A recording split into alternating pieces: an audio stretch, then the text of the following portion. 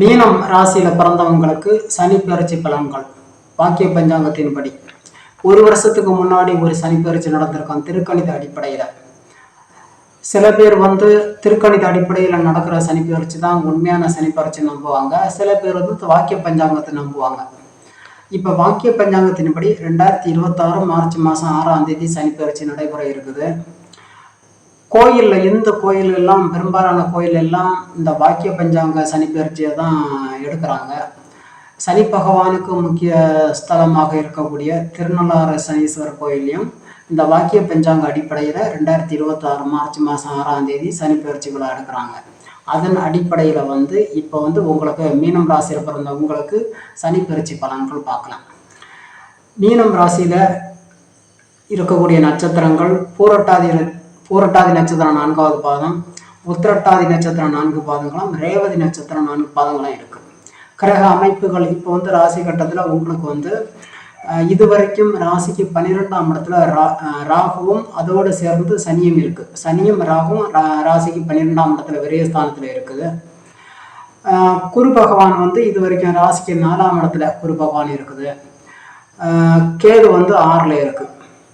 இப்போ பார்த்தீங்கன்னா 2026 மார்ச் மாதம் 6ஆம் தேதி சனி பெயர்ச்சி வாக்கிய பஞ்சாங்கத்தின்படி நடைபெற இருக்குது. இந்த சனி பெயர்ச்சி நடந்து முடிஞ்சு 2 மாதம் கழிச்சதுக்கு அப்புறமா மே மாதம் கடைசியில் குரு பெயர்ச்சி நடைபெற இருக்குது. இந்த குரு பெயர்ச்சி இதுவரைக்கும் உங்களுக்கு 4ஆம் இடத்துல இருக்கக்கூடிய குரு பகவான் இனிமேல் மிகவும் யோகமான ஒரு இடத்துல 5ஆம் இடத்துல பூர்வ புண்ணியஸ்தானத்தில் பெயர்ச்சியாக வரப்போகுது. அதாவது 5ல் குரு உச்சமாக இருக்கான் கடகராசியில். அதுக்கப்புறமா இந்த வருஷம் இந்த 2026 டிசம்பரில் ராகு இது பெயர்ச்சி வரும். இது வரைக்கும் விரயஸ்தானம் 12ஆம் இடத்துல இருக்கக்கூடிய ராகு பெயர்ச்சியாகி ராசி உங்களுக்கு 11ஆம் இடத்துல வந்துடும் லாபஸ்தானத்தில். கேது 5ஆம் இடத்துக்கு போயிடும். இந்த வருஷத்துல உள்ள அந்த 3 முக்கியமான கிரக பயிற்சிகள் இதுல பார்த்தீங்கன்னா முதல்ல மார்ச் மாதம் 6ஆம் தேதி சனி பெயர்ச்சி. உங்களுக்கு இது வரைக்கும் 7.5 சனி தான் நடந்துட்டு இருக்கு. 7.5 சனின்னா அப்படின்னா என்ன அப்படின்னா அப்படி ஒரு சனி தசையே கிடையாது. முதல்ல 7.5 சனின்னு ஒரு தசையே கிடையாது. அது ஏன் அப்படி சொல்றாங்கன்னா ராசிக்கு 12ஆம் இடத்துல விரயச்சனியாக வரும். ராசியில வரும்போது அது ஜென்மச்சனி, ராசிக்கு 2ஆம் இடத்துல பாதச்சனி. இப்படி 3 இடங்கள் தொடர்ந்து அடுத்தடுத்து வருவதனால அதாவது 12ஆம் இடத்துல 2.5 வருஷம், ராசியில 2.5 வருஷம், ராசிக்கு 2ஆம் இடத்துல 2.5 வருஷம், இப்படி மொத்தம் 7.5 ஆண்டுகள் தொடர்ந்து சனி தசை வருவதனால அதை 7.5 சனின்னு சொல்றாங்க.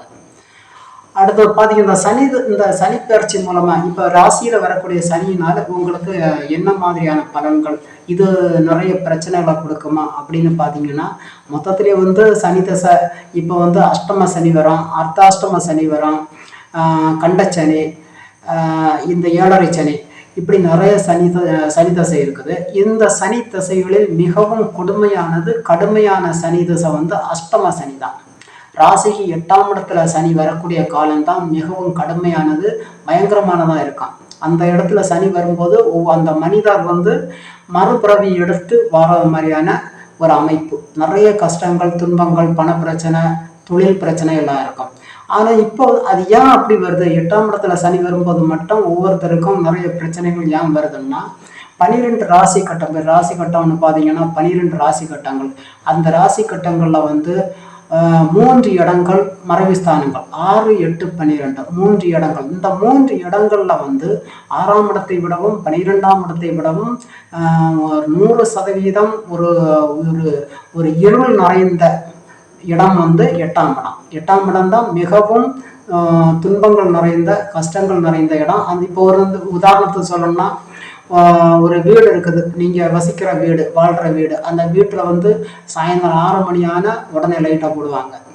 ஏன் லைட்டு போடுறாங்கன்னா நீங்க நீங்க வாழ்ற வீட்டுல ராத்திரி நேரத்தில் லைட்டு போடாம இருட்டாகவே வச்சிருந்தீங்கன்னா பேய் பிசாசுகள் உள்ள வந்துடும் அப்படின்னு சொல்றாங்களா. அதே மாதிரிதான் 8ஆம் இடத்துல எந்த ஒரு வெளிச்சமும் இருக்காது. அது 100% ஒரு பாதாளம் மாதிரி ஒரு இருள் நிறைந்த இடம். அந்த இருள் நிறைந்த இடத்துல இருக்கிறது எல்லாமே துன்பங்களும், பிரச்சனைகளும், கஷ்டங்களும் தான் இருக்கும். அதனாலதான் அந்த 8ஆம் இடத்துல சனி வரக்கூடிய காலம் மிகவும் கடுமையானதா இருக்கும், துன்பங்கள் நிறைந்ததாக இருக்கும். ஆனால் உங்களுக்கு இப்போ வரக்கூடிய சனி பெயர்ச்சி வந்து உங்கள் ராசியிலே வருது. ராசி என்பது மறைவுஸ்தானமே கிடையாது, அது ஒரு சுபஸ்தானம். ஒவ்வொருத்தருக்கும் அவங்க ராசி வந்து சுபஸ்தானம், அது மறைவுஸ்தானம் கிடையாது. அதனால தான் இந்த சனி வந்து அஷ்டம சனி போல உங்களுக்கு பிரச்சனைகள் வராது. இது பிரச்சனைகள் இருக்கும். பொதுவாக சனி தசை நடந்தால் ஒவ்வொரு சனி தசையிலும் பிரச்சனைகள் இருக்கும்.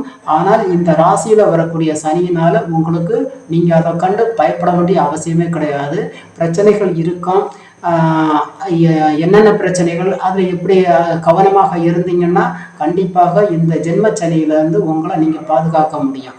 முதல்ல வந்து ராசியில் வரக்கூடிய சனிக்கு 3 பார்வை, 3, 7, 10 3 பார்வைகளும் உங்கள் ராசியில் இருந்துவிட்டு உங்கள் ராசிக்கு 3ஆம் இடத்தையும் 7ஆம் இடத்தையும் 10ஆம் இடத்தையும் பார்க்கும். இப்போ இந்த 3ஆம் இடம் 7ஆம் இடம் ரெண்டையும் தவிர்த்து இன்னொரு இடம் 10ஆம் இடம். 10ஆம் இடம் வந்து தொழில் ஸ்தானம். அப்போ தொழில் ஸ்தானத்தை பார்க்கும்போது 8ல் சனி வரும்போதும் 10ஆம் இடம் தொழில் ஸ்தானத்தை பார்க்கும். அப்போ தொழிலில் நிறைய பிரச்சனைகளை கொடுக்கும். கஷ்டங்கள், நஷ்டங்கள், தொழில் நஷ்டம், குடும்பத்தில் பிரச்சனை, நிறைய பிரச்சனைகள் கொடுக்கும் தொழில் ஸ்தானத்தை பார்க்கும்போது. ஆனால் இந்த ராசியில் வரக்கூடிய சனியோட பார்வை 10ஆம் இடம் தொழில் ஸ்தானத்தை பார்க்கும்போது உங்களுக்கு அந்த அளவுக்கு கஷ்டங்கள், பிரச்சனைகள்லாம் இருக்காது. தொழிலில் அந்த அளவுக்கு பிரச்சனைகள் வராது. ஏன்னா வந்து நீங்கள் அந்த டைமில் என்ன எப்படி இருக்கணும்னா, புதுசாக யாரும் மீனராசியில் பிறந்த நீங்கள் தொழில் தொடங்காதீங்க, முக்கியமான விஷயம். ஏன்னா என்னதான் சனி தசை இருந்தாலும், நீங்கள் இந்த சனி தசை நடந்தாலும் நீங்கள் இந்த டைமில் வந்து புதுசாக தொழில் தொடங்குறீங்கன்னா அதில் வந்து அந்த தொழிலில் ஒரு முன்னேற்றம் இருக்காது. ஒரு ஒரு ஒரு மந்த நிலை. நீங்கள் ஒரு பொருளை வந்து உற்பத்தி செய்து விற்பனை செய்வராக இருந்தீங்கன்னா, அல்லது ஒரு பொருளை ஒருத்தர்கிட்ட வாங்கி நீங்கள் வந்து ரீசேல்ஸ் பண்ணுறீங்க அப்படின்னா உங்கள்கிட்ட இருக்கிற பொருள் வந்து விற்பனை ஆகாது. அது உங்கள்கிட்ட வந்து ஒரு தேங்கி போய் ஒரு அப்படியே ஒரு லாபம் இல்லாமல் நீங்கள் ஒருத்தர்கிட்ட பொருள் வாங்குவீங்க, அது உங்கள்கிட்டயே இருக்கும், அடுத்த கட்டத்துக்கு அது போகாது, சேல்ஸ் ஆகாது. அப்போ தொழிலில் ஒரு மந்த நிலை இருக்கும், ஒரு சுணக்கம் இருக்கும், ஒரு முன்னேற்றம் இருக்காது. சில பேருக்கு நஷ்டத்தையும் கொடுக்கும் இந்த டைமில். அதனால இந்த ஜென்மச்சனி காலத்தில் வந்து புதுசாக யாரும் தொழில் தொடங்காதீங்க. இருக்கிற தொழிலை அப்படியே மெயின்டைன் பண்ணிட்டு வந்தீங்கன்னா கண்டிப்பாக இந்த ஜென்மச்சனி பாதிப்பிலேருந்து உங்களை பாதுகாக்க முடியும். அடுத்தது, இந்த சனியோட பார்வை வந்து உங்கள் ராசிக்கு 3ஆம் இடத்துல படம். 3ஆம் இடம் என்னது? முயற்சி ஸ்தானம், தைரியம், இதெல்லாம். அப்போ உங்களுக்கு மனசில் ஒரு தெளிவு ஒரு சரியான முடிவு எடுக்க முடியாமல் ஒரு குழப்பமாட்டு இருக்கும் உங்களுக்கு. எப்படி எந்த ஒரு வேலையாக இருந்தாலும் சரி, எந்த ஒரு திட்டமாக இருந்தாலும் அதில் ஒரு தெளிவான முடிவு எடுக்க முடியாமல் இருப்பீங்க. ஒரு மனசில் ஒரு பயம், பதட்டம், ஒரு குழப்பம், இந்த மாதிரி இருக்கும். அதனால வந்து இந்த காலகட்டத்தில் வந்து கொஞ்சம் நிதானமாக எந்த விஷயமா இருந்தாலும் கொஞ்சம் நிதானமாக ஆலோசனை செய்து முடிவெடுத்தீங்கன்னா அது உங்களுக்கு சாதகமாக இருக்கும். அடுத்தது, 7ஆம் இடத்தை சனி பார்க்கும். உங்கள் ராசியில் இருந்துவிட்டு சனி உங்கள் 7ஆம் இடத்தை பார்க்கும்போது 7ஆம் இடம் வந்து களத்திரஸ்தானம், திருமணம், குடும்பம், கணவன் மனைவி, இந்த மாதிரி. அப்போ இந்த டைமில் ஜென்மச்சனி நடக்கும்போது திருமணமானவன் கணவன் மனைவி கண்டிப்பாக சில கருத்து வேறுபாடுகள் ஏற்படுவதற்கு வாய்ப்பு உண்டு. இந்த காலகட்டத்தில் வந்து திருமணங்கள் நடப்பதை தவிர்க்கணும்.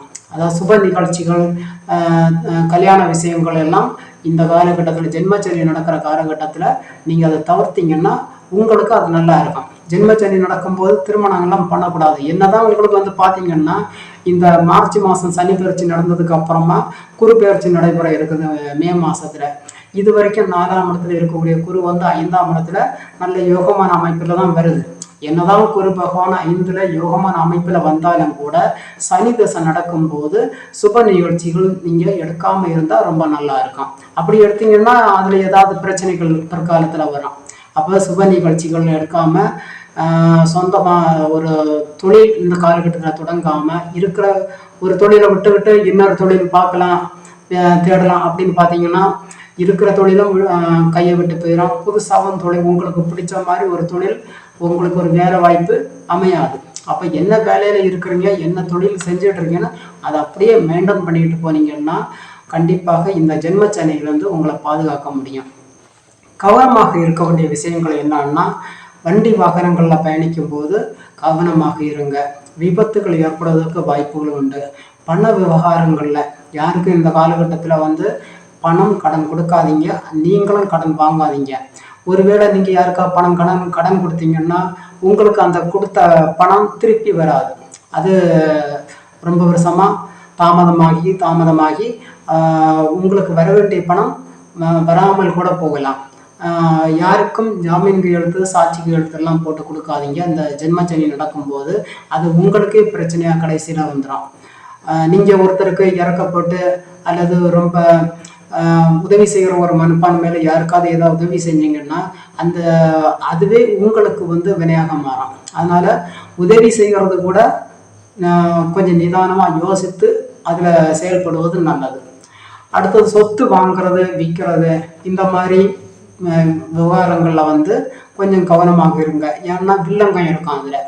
நீங்கள் ஒருத்தர்கிட்ட ஒரு சொத்து வாங்குறீங்கன்னா, ஒரு நிலம் வாங்குறீங்க, அந்த நிலம் வேற யாருக்காவது முதல்ல விற்றுருப்பாங்க, மறுபடியும் உங்களுக்கு விற்க பார்ப்பாங்க, ஏமாற்றி சூழ்ச்சி பண்ணி. ஏன்னா சனி தசை நடக்கும்போது சூழ்ச்சி, தந்திரம், இந்த மாதிரி ஏமாத்துதல் அதிகமாக இருக்கும். அஷ்டம சனி நடக்கும்போது தான் இது நிறையவே இருக்கும். சூழ்ச்சி பண்ணி தந்திரம் செய்து நம்மகிட்ட சொத்துக்களை பணங்களை வாங்கி ஏமாத்துறது. அதே மாதிரி தான் இந்த ஜென்மச்சனியம். அதனால இந்த மாதிரி ஒவ்வொரு விஷயத்திலையும் மீனராசியில் பிறந்த நீங்கள் கவனமாக இருந்தீங்கன்னா இந்த ஜென்மச்சனியிலேருந்து உங்களை நீங்கள் பாதுகாக்க முடியும். உங்களுடைய சொத்துக்கள், பணம் எல்லாத்தையும் பாதுகாக்க முடியும். மற்றபடி இந்த சனியினால் நீங்கள் பயப்பட வேண்டிய அவசியமே கிடையாது. அஷ்டம சனி மாதிரி இது பயப்படக்கூடிய அளவுக்கு ஒரு பெரிய கஷ்டங்களை கொடுக்கிய சனி இது இல்லை.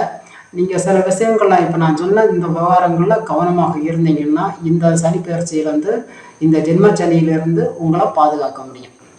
இந்த வீடியோ உங்களுக்கு பிடிச்சிருந்தோன்னா உங்களோட சேனலை சப்ஸ்கிரைப் பண்ணுங்கள், ஷேர் பண்ணுங்கள், லைக் பண்ணுங்கள்.